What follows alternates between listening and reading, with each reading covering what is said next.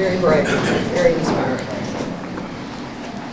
Last year when I decided to run for city council, and I knew that the drug problem was one of the issues I wanted to take on and discuss and see what we could do for it, I started visiting United for Recovery and the PATH Coalition, and was so impressed with everything that these two groups are doing. And they're headed only by volunteers, but they put in a lot of time and effort to come together to help people. But I don't think it's enough. So I took several months and constantly thought about how can I make this happen? What can I do? Who do you bring together? All of those sorts of things. And then one Monday morning, Mayor Heaton called and had been in Cincinnati over the weekend and read an article in the Cincinnati Enquirer about a small-town police chief who had helped to form a coalition in his community. So I got online and researched it and found Chief Tom Simon. I'm going to read you just a little bit of his resume. It's very impressive. Chief Simon is a United States Marine Corps veteran and a 25-year police veteran with the Newtown Police Department, serving as chief for the last 11 years.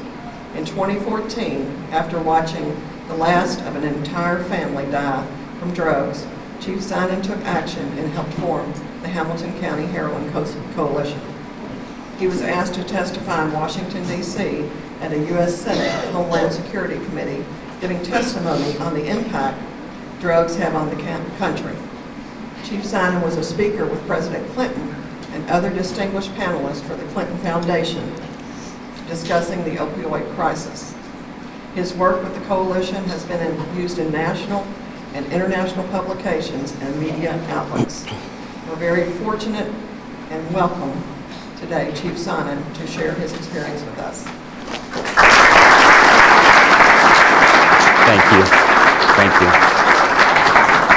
Thank you. Good afternoon. Thanks for having me. I'll stand up here so I feel taller. This is nice. You have a stage for me. That is how change starts, by speaking up and telling people the truth and being raw about it.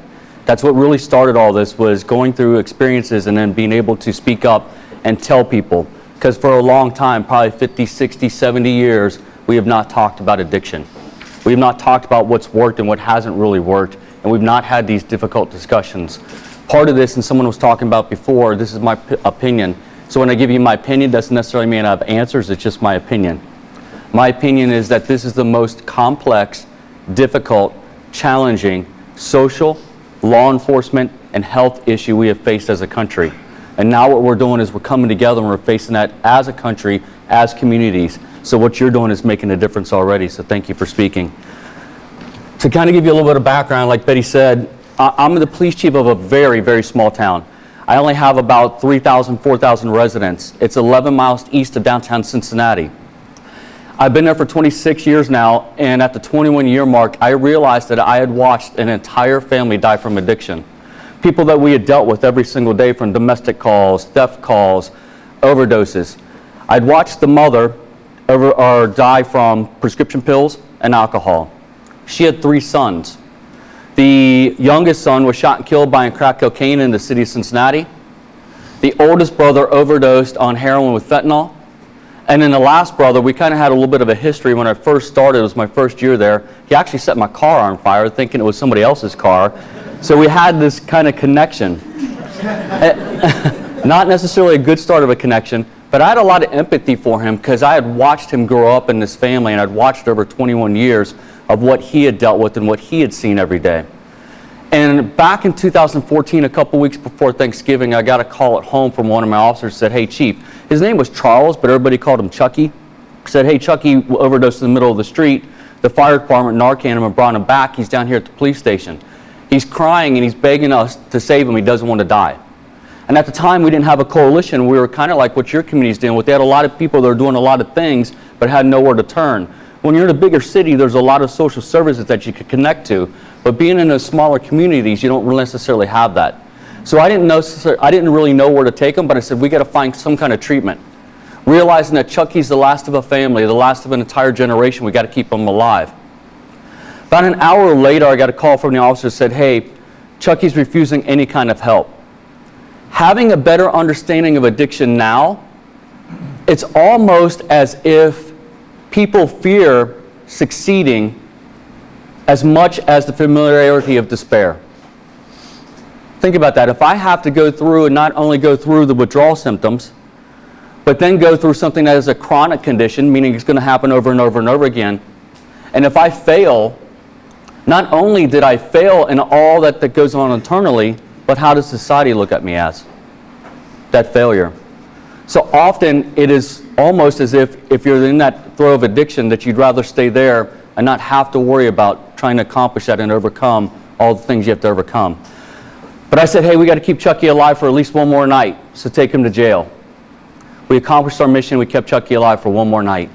He got out, did what was left of his heroin and fentanyl, and overdosed and died. I realized in my 21 years, and I got to tell you, as a little kid, I wanted to be a cop. My entire life was my dream. I was going to save the world. I was going to save everybody. That's what we do as police officers. I couldn't even save a family. It's not like we didn't try.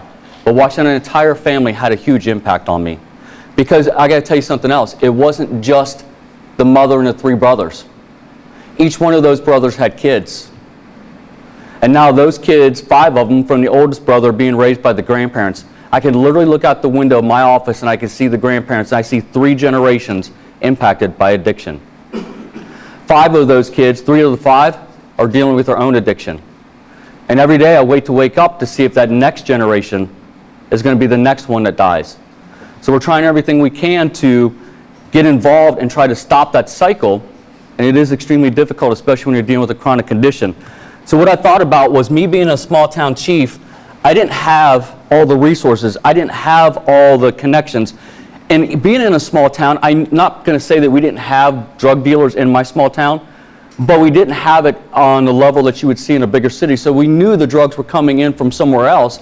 But here's the thing. It didn't matter if the drugs were coming in from somewhere else or they were using in my community. We were all connected.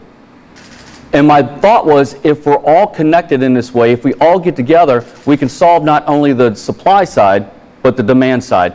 And let me rephrase that. Maybe not solve, but at least reduce the impact of addiction. And to kind of give you an idea what we're going through, back in 2014 is when we started talking about it, and we organized the Hamilton County Heroin Coalition in March of 2015. At that time, it was primarily heroin, and we were dealing with 20 to 25 overdoses a week in our county, with on average 1 to 2 people dying. And at that time, we were calling it an epidemic. But then August 19th through the 27th of 2016, I'll never forget it because it's one day before my birthday, we experienced the influx of fentanyl and carfentanil in our community, and I'll talk about it in a little bit. But in that 1 week, we experienced nearly 200 overdoses, and 3 people died just in that 1 week. We have never been the same since. We now deal with 50 to 70 overdoses every single week, with on average 4 to 5 people dying. It's tapered off a little bit, and I'll go through some of the trends both locally in our area and nationally. But we had times in 2016 going into 2017 where we would have 70 overdoses in a weekend, 40 in a day. We would have double-digit people dying in a day or a weekend. So obviously this became an overwhelming issue, and what it taught me was that none of us, no particular system could do this on its own.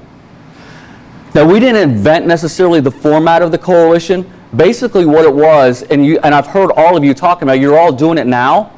It's just a matter of coming together and joining together and forming that coalition. And it's kind of the same thing. We broke it off into originally four parts, and you'll see it across the country. Harm reduction, treatment, prevention, and then law enforcement and fire has kind of transitioned, and I'll talk a little bit if I can on this. I don't want to spend the whole time talking, because I want to be able to open up the discussion and questions and misconceptions and talk about certain things. But for first responders, we're kind of meshing. Are we law enforcement or are we first responders? For one of the first times probably in our history, we are now giving Narcan, which means that we're combining that medical part, combining that social part, becoming that link to those treatments. So those 4 groups were pretty important and pretty significant. But what we did is we formed a coalition, and we started off with a steering committee. And at the time, we had 9 members of the steering committee, and we did things a little bit differently. I hear it across the country that people have coalitions, but this is what we did differently, and it's significant. We made sure the heads of each one of those agencies were sitting at the table. It couldn't be a representative, it had to be the head of the agency. Because this was fluid. And we were talking about heroin, and it was a good thing we had the heads of those agencies back in 2016 when fentanyl hit the streets. Because we wanted to look across the table and say, I need this resource, can you give it to me? And they can say yes or no right on the spot. That was significant. It was also significant because the heads of people had connections and resources, and they were able to get a hold of, especially our health commissioner, get a hold of hospitals and doctors and prepare Narcan. Think about that for a second. Let me backtrack to 2016 with 200 overdoses in 1 week. There was 3 people that died, and I know some of the people, family members of those that were left behind. But 3 people out of 200. If we did not have this coalition, if we did not overcome some of the stuff with stigma and having Narcan out to our first responders, it would have been much more than that. Carfentanil had hit the street, and I'll talk about it in a minute. We were prepping for that. We were actually prepping for a mass casualty incident. Not just 200 people overdosing, but we were thinking maybe 100, if not more, would die because we weren't sure what was coming on the street and if we were prepared. So the coalition, what's significant about this is each one of these members, so we started off with 9 committee steering committee. We now include the faith community and the business community. Hospitals are part of it. It really is a community coalition. So we have that steering committee. The steering committee's job is basically to guide the entire community because you have a bunch of different pockets doing different things. So each one of those heads are a part of a committee. And then we have subcommittees as part of that. So we're kind of giving a direction of the coalition where it wants to go as a whole, along as also giving information from the top to the bottom. So we're hearing real-time intelligence from the street, whether it's from law enforcement or whether it's from the health department. You talk about needle exchange, an incredible source of information. So we're getting that information and it's guiding our decisions. One of the important things with a coalition is that it gives you as a group, as a community, power that you don't have as an individual. As much as I'm the small town chief and as much as I can talk about this, when it comes to state legislators, when it comes to Congress, they can always dismiss you as a small town chief. They cannot dismiss an entire community and an entire coalition. And it's actually helped us with the CURES grant, CARA grant, helps us on state legislation as far as lobbying what we need, especially for advocating for health or for advocating for some of the health clinic side or the harm reduction side. So now we have law enforcement, fire, EMS, the Board of Health, which is significant. Elected officials is actually the president of our commission. We have 3 commissioners in our county level. And our county is kind of a little bit different. We have about 47 different jurisdictions in that county. So the county encompasses that, which includes the city of Cincinnati. So about 800,000 people within the county, and this group is representing that 800,000 people. So it's mental health, addictive services, treatment, hospitals, prevention first, which is part of that advocacy group that is trying to prevent addiction before it starts, which is significant because it gets into the schools. And you can start that prevention from in the school level. And then community groups. Some of the most powerful people we have and some of the people that I always advocate for that can actually shift the way we view and deal with addiction forever are the people that have experienced it. We have people in recovery. We have people who have lost family members that sit on that coalition and they have input in what direction we should go. So it's significant to have that. Because I got to tell you something, as much experience as you think you may have, did you experience that? And if you didn't, or if you didn't experience trying to go through recovery, you really don't know what it's like. And what we learned from those groups were the hurdles they faced. And what it was a system as a whole had hurdles that we needed to fix, and that's what we're trying to change. I was telling Betty, if I had the opportunity to work with the community members again, we couldn't because of the emergency. We had the 50 to 70 a week. We had to go off that emergency. If I had a chance, if we didn't have that, I would start from the back end and build up the resources first. How the hospitals, treatment, active recovery, recovery housing, jobs, making sure that when they get to the court system, they don't have probation or warrants that they need to go through. I'd have that first because that ends up being one of the most significant hurdles that we have. We're saving a lot more lives, but we've got to connect them into that active recovery. But we have both county, state, and federal legislators that are part of the committee itself. And again, to give you an idea on some of the drug trends, and this is Ohio and kind of the country itself, and I was talking to the chief, each community's got its own little set of issues that it's dealing with in the drugs. I always warn that I don't necessarily follow drug trends because what it really comes down to is poly substance abuse. I sit, unfortunately, on a death review board, and it's not uncommon in that death review board to see someone who's died with fentanyl, heroin, methamphetamine, cocaine, and marijuana in their system. So this is what I talk about. We got to stop chasing drug trends and start treating addiction itself. If we treat addiction itself, then it would no longer matter what drugs on the street. We would have the systems in place to deal with it. So that's one of the things we got to look towards. But heroin has actually dropped off. 2015 was about 198 cases. We very rarely see actual heroin on our streets anymore in the city of Cincinnati, Hamilton County, including Columbus and Cleveland. It is almost all synthetic, fentanyl, carfentanil, or it's methamphetamine, crystal ice, or it is cocaine. And some of the things, I'll save that for when we get into the whole fentanyl discussion. But fentanyl, it'll give you an idea where things transitioned. Back in 2014, we had 94 fentanyl-related deaths, but in 2015, we had 238. So that's when we saw that transition to the synthetics. And when we get into the synthetics, it'll kind of give you an understanding of why that's so powerful. But you all were talking about some of the issues with the jail, which I'll get into in just a second. But in 2012, we had 204 accidental overdose deaths in Hamilton County, the entire Hamilton County, including the city of Cincinnati. In 2017, that number went to 570, just in our county. More people died in Hamilton County from drug overdoses than auto accidents and homicides combined. In 2015, Ohio led the United States in overdose deaths with 3,050. It is now the number 2 state.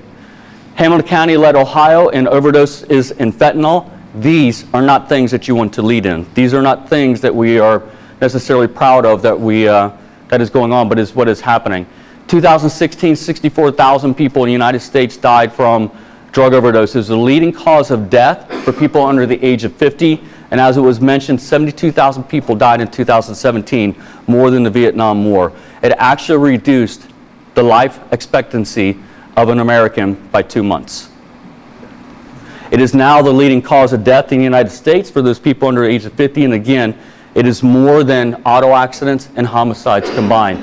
In our county, we process nearly 10,000 people through the Hamilton County Justice Center, our jail, just on heroin-related issues alone.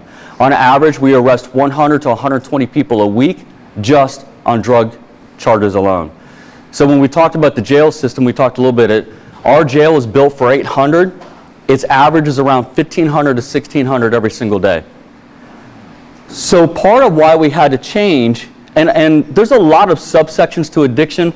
There's poverty, there's race, demographics, economics, all that play a role. But I got to be honest, and this is, again, my personal opinion, so it's not necessarily an answer.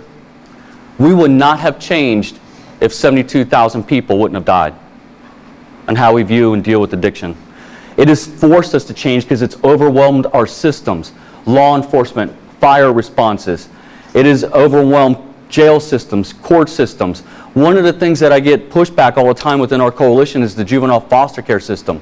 And they talk about you're not even discussing that next generation. We're probably 4 generations behind in the United States with dealing with this addiction. So even if you solved it today, those kids will be dealing with it, and their kids will be dealing with it. So that's why the urgency, I've been screaming and yelling for the past several years that we got to be more urgent about this. Community groups can do that. It's one thing for me as one person to stand up there and say it, but it's different when it's an entire community saying we need to take action because those systems are overwhelmed. Again, I'll just touch on this real quick because we've had a little bit of discussion before.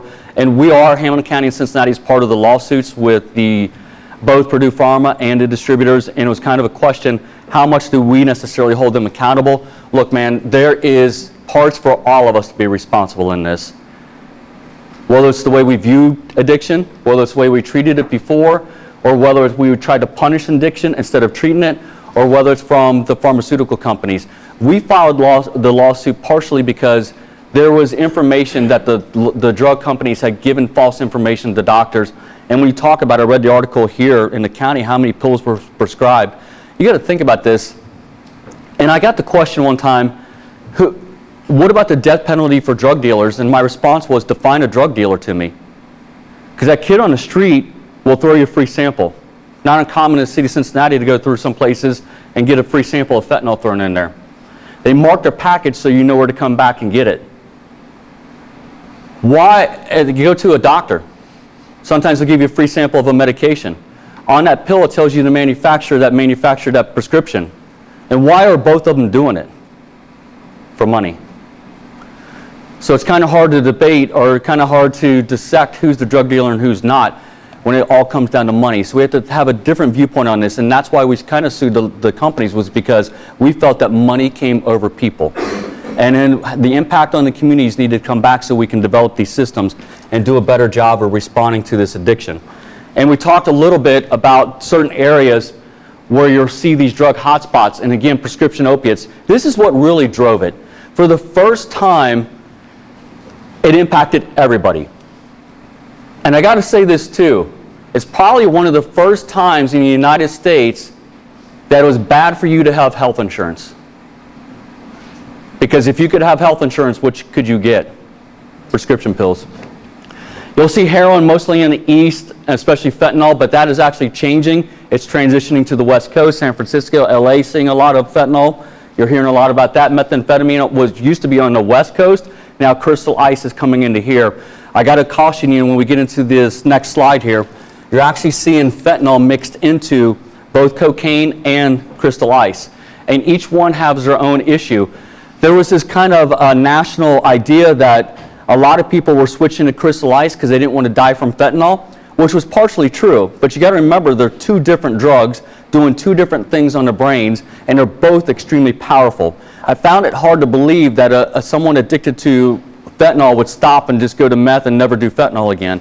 So what we saw even in my small town with some of our people was that they did switch to meth for a little while, but then they went back to fentanyl, and then they're doing cocaine, and they became a polydrug user, which is even more dangerous, because now that long-time cocaine or crack user can die instantly from fentanyl. That methamphetamine crystal ice user who may be able to use for several years can now die instantly because the fentanyl was in there. And to kind of give you an idea of heroin, 1 gram of heroin is that represented right there. 1 gram is basically a sugar packet. Those packets back there, that's 1 gram.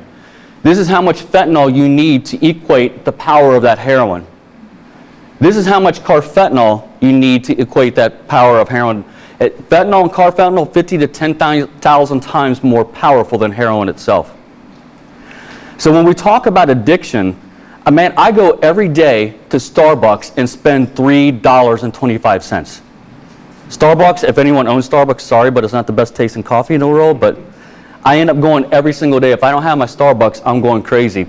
Imagine if your Starbucks was 50 to 10,000 times more powerful than what it is now. What would you do for it?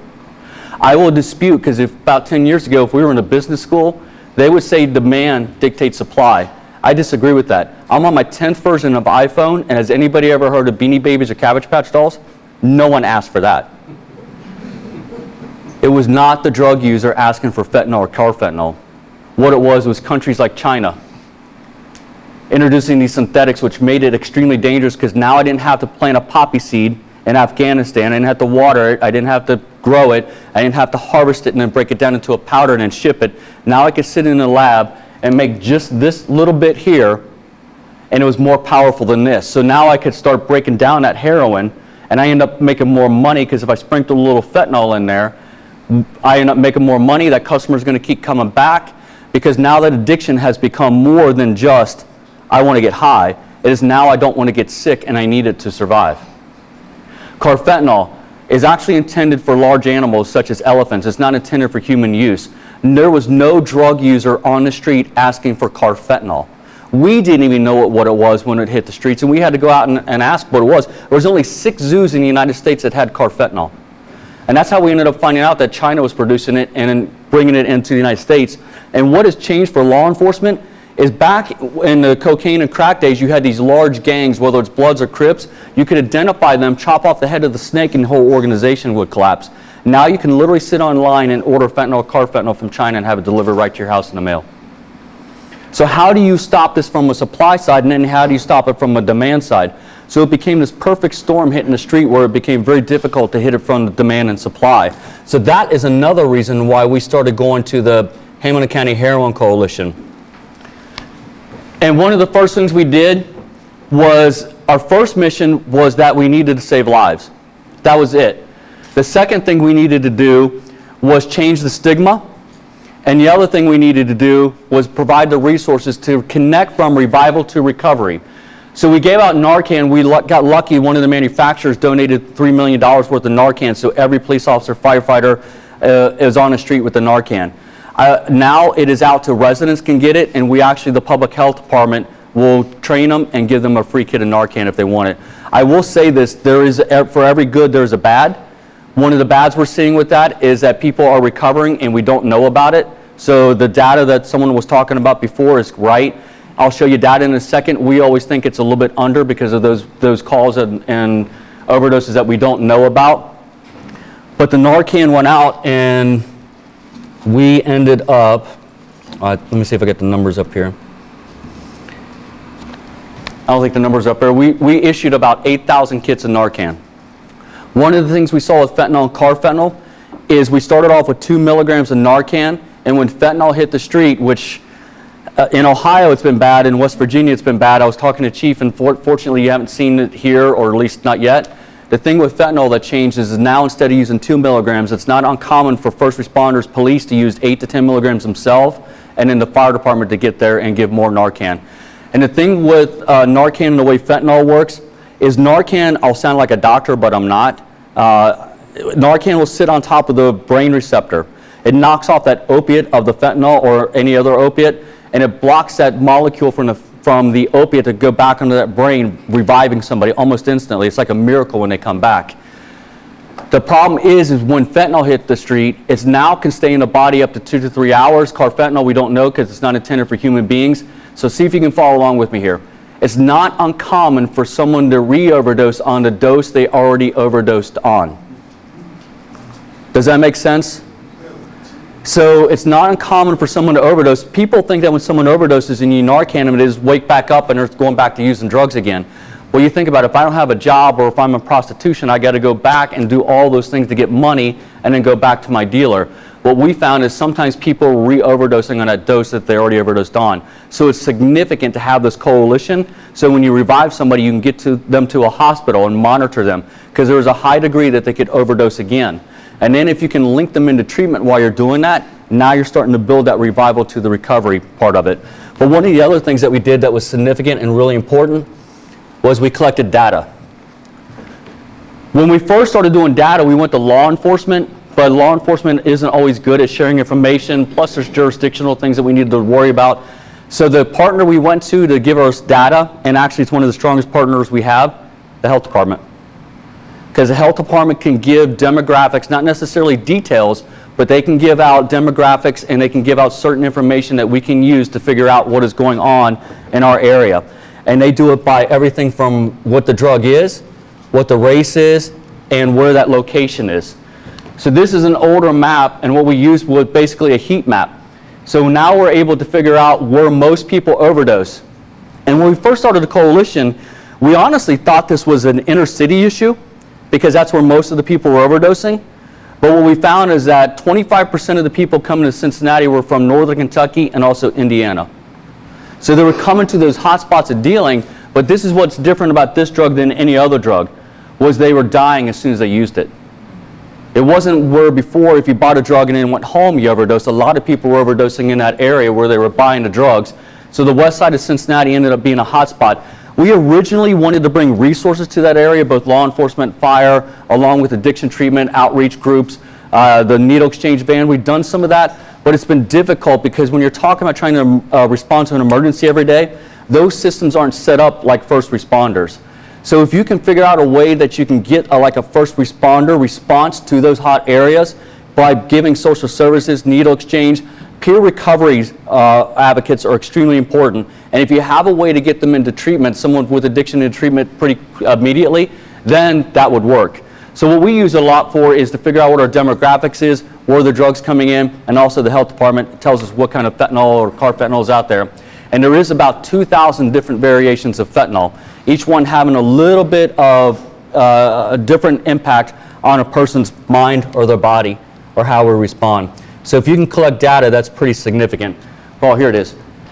But again, given Narcan was one of the first things we wanted to do, and it was 6,800 kits back in 2017 from June to March. And we did have some resistance at first from people giving Narcan. And it was kind of strange, because I've been a cop for 26 years. And I've never had anyone publicly and openly tell me to let somebody die. I've been on an auto crash where it was the person's 4th or 5th time on a DUI. Not once did society tell me to let them die. I had a person in my community try to commit suicide 12 times, and not once did society tell me to let them die. Matter of fact, they said you should risk your life to save their life. This is the only group that we have openly talked about in the United States to just let die. And when people tell me that, I tell them you've never stood over the body of someone that's overdosed, because if you had, you would understand there's a mother, father, brother, sister, son, or daughter attached to that person. It never impacts one. It impacts an entire family. An entire family impacts an entire community. Entire community impacts an entire state, and an entire state impacts an entire country. It is never just one. So one of the things we've been working on is changing that stigma and letting everybody know that that is a human being. And I'm going to throw this in there. It doesn't matter if you think someone's enabling or giving tough love. One of the first meetings I ever went to, I sat across from 2 mothers. And they were telling their story, and the first mother said, look, I'm just going to be honest with you, I enabled my son. I gave him money. I was so afraid he would die. I did everything I could to keep him alive. He overdosed and died. And then the mother sitting next to her said, hey, don't feel guilty. I enabled my son at first, but then I decided to give him tough love. Matter of fact, he was homeless on the streets of Cincinnati. I knew he was homeless, but I would not give him money. I gave him gift cards at first, but then I found out he was trading the gift cards for drugs. So all I would do now is make a sandwich and bring him clothes. He was living in a portalet at Paul Brown Stadium where the Bengals play. He overdosed and died in that portalet. So tell me, which mother was right and which mother was wrong? So we can't have a discussion about enabling or tough love because it's irrelevant. So Narcan saves people's lives. If we can get the Narcan out there to people, then we can start making a difference and open up those opportunities. We got to stop treating addiction, we got to stop punishing it and start treating it as the chronic mental medical health condition it is. And one of the reasons I'm still advocating about this is because you should not be the ones doing this. I don't have the training, knowledge, resources, or skills to deal with addiction. A lot of times first responders are looked at for these social issues, whether it's mental health, domestic violence, or addiction. I think for the first time, us standing up and saying, wait a minute, we can be part of the solution, we can be a link there, but we're not going to solve this. It is up to those systems, the doctors, hospitals, elected officials, the people in health. You need to stand up with us and advocate for this change. We will be the link for you and we will advocate for you, but it's your systems that will be able to change this and change the way we deal with addiction and have better outcomes than what we're doing now. I can tell you jail hasn't worked. I took every one of those family members to jail and they're all dead. I'm not saying there's not options. Maybe there's part of it that's an option. It's not one or the other. It's probably all of it. So the first responder has really changed in how we do things. For the first time, we're just struggling. Are we first responders or are we law enforcement? This issue has really meshed things. And I think that's one of the things is we've been forced to change ourselves and we've had to stand up and say things need to be done differently. So this is what we've done. So law enforcement actually has led a lot of this, not only within our local community, but across the country. We initiated the Hamilton County Heroin Coalition, bringing these community members together because we stood up and said we can't do this on our own. The Hamilton County Heroin Coalition Task Force, which is more the law enforcement end to itself. Coalition is more working with the members of the community and working on both supply and demand. Task Force works on those people who dealt the drugs and then caused somebody's death. Quick response teams. We have a firefighter, an addiction specialist, and a police officer that goes out within 48 to 72 hours of an overdose. That's where your data comes in, especially from a health department. There's some things where we ran into, health department has HIPAA regulations. However, as a first responder in Ohio at least, we have public records. So everyone that overdoses, if that address was put out, it's a public record. We have access to it. So we give that information to our quick response teams. They go out and try to intervene with somebody and connect them to treatment within that time. Those teams have morphed. You'll hear addiction specialists go out there, peer recoveries will go out there. That's kind of your emergency responder going out to that addiction. Pre-arrest diversion, we're doing a lot more pre-arrest diversion. Your courts, drug courts become significant. And if your court system can, because one of the things it does, especially from a family side, is allow that person to stay alive. We've actually included treatment in our jail. We have a women's pod in there and now working on a men's pod. We actually do medically assisted treatment in our jail, the Hamilton County Justice Center, from our sheriff. And there's a lot of controversy whether someone should be abstinent, whether it should be faith-based, or whether it should be medically assisted treatment. My thing is there's a pathway for each person, and maybe it's all of it. Yes, do I want someone to be abstinent? I do, but maybe they can't. And maybe that's where medically assisted treatment comes on a longer term. But especially in the beginning to get through the withdrawals, medically assisted treatment is extremely important, because then I can start doing counseling. Then I can get you into long-term cognitive behavioral skills, and then I get you into long-term recovery. Narcan by police officers, and a lot of your intervention is happening from law enforcement. Here's the thing. We should not be the ones solving it. We should be the ones that allow that link to the other communities. Some of the things we were working on is we had our ambulances, about 68% at one point were refusing to go to the hospital.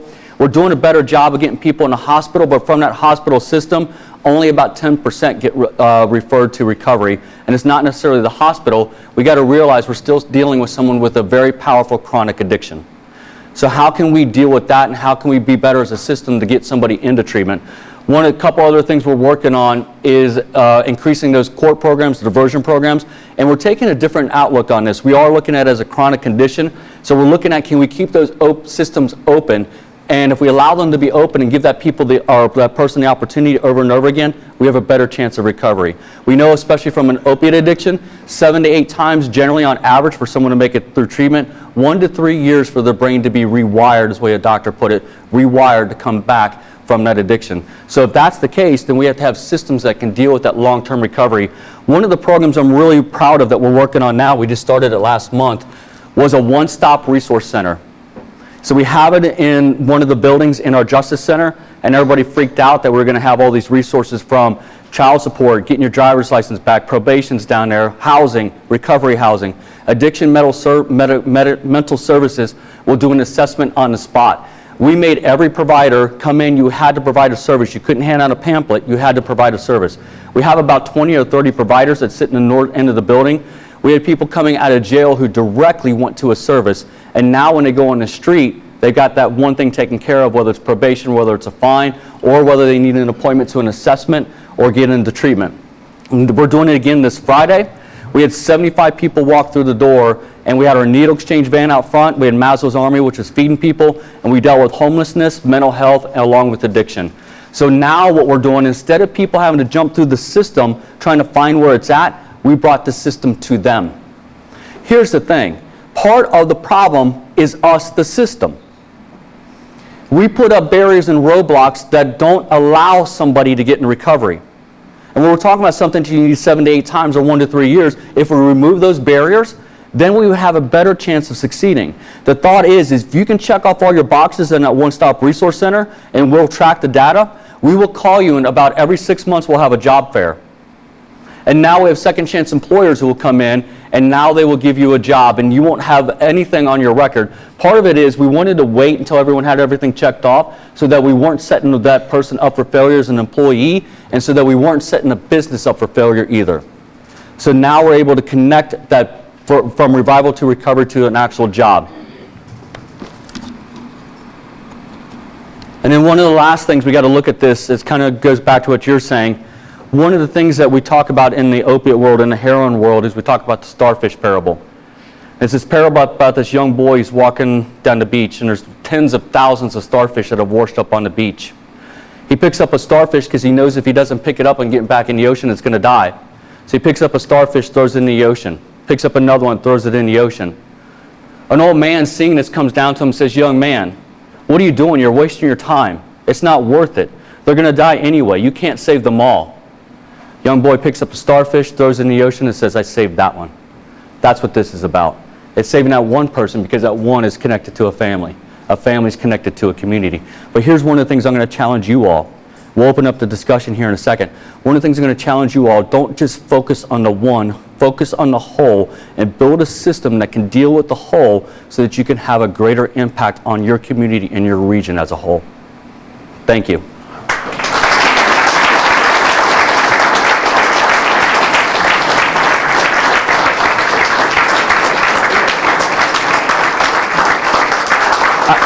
I felt tall for a second, and y'all stood up, man. You ruined it.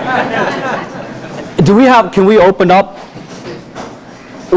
let's have a discussion. Let's do some questions. And one of the things that I know you guys are talking about is how can you as a community come together? And I got to tell you, you're a lot like we were. I hear all these people who are doing certain things.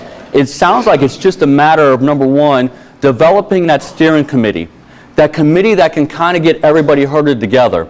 And Betty and I were talking about this. You got to remember what we did here. We had our elected officials and got our treatment and prevention and our harm reduction people together. If you can do that as far as the steering committee, that can help you guide the rest of the people that you need. And what that steering committee really is doing is it's looking for how can we get the information from the street and improve that system. Because whether you're talking about prevention or treatments, they got their own hurdles. And again, as a group, you can all work together on this. And I got to tell you, one of the most important people, there's important people here now that can do it, councils, mayors, police chiefs, fire chiefs, health people. If you can get people from the hospital who are willing to do this, and you got your peer recovery people that are doing this on the street, that is significant. Have those people from a steering committee come together, and now you're building the formation for that coalition. Here's the thing with the coalition. You have a lot more power than you do as individuals. Not only power within the community to get the message out, but now you can come as one and form that message and put it out. But you can also go to state legislators and Congress and get more money for your community and grants. They will listen to a community and a group much more than they will individuals. I'm telling you, that coalition has a tremendous amount of power. So if you can identify your community leaders, probably about 8 or 9, maybe 10, that are going to sit on a steering committee and guide the direction of that, and then have subsections that are from those groups, and then have the community as a whole come together and give information and updates and reports on what they're doing. Because some of this stuff you guys may be doing already, but you may not know. Or that group may need help from this group. And that's why it's so significant to have that steering committee. We have our steering committee meeting every month, and every other month we have a big coalition meeting. So today is our steering committee meeting. Friday will be our big coalition meeting. And what we do in the big coalition meeting is now we have close to about 100 people, organizations, groups that are part of the big coalition. We'll sit there and give them an update, and we get feedback from the community. People with projects will tell us what's going on or what they need. And then that steering committee can then take it back and then try to work on those projects. And we have a coordinator that coordinates the whole coalition and kind of keeps all the cats herded together.